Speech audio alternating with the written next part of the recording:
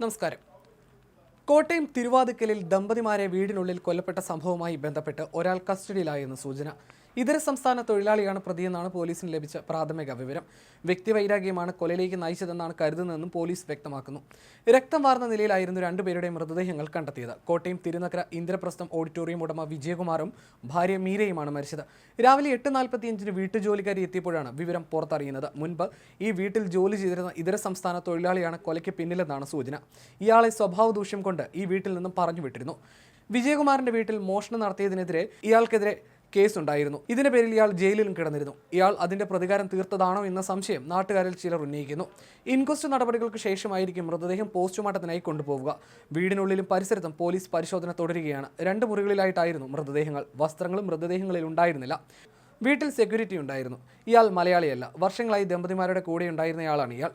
എന്നാൽ ഇയാൾക്ക് പ്രായാധിക്യവും ഉണ്ടായിരുന്നു. കൂടാതെ കേൾവി പ്രശ്നവും സെക്യൂരിറ്റിക്ക് ഉണ്ടായിരുന്നു. ജോലിക്കാരി പറഞ്ഞപ്പോൾ മാത്രമാണ് സെക്യൂരിറ്റി കൊലപാതക വിവരം അറിയുന്നത്. വീടിനുള്ളിൽ നിന്ന് കോടാലി ഉൾപ്പെടെയുള്ള ആയുധങ്ങൾ കണ്ടെത്തിയിട്ടുണ്ട്. വിജയകുമാറിന്റെ തലയിലും അടിയേറ്റിട്ടുണ്ട്.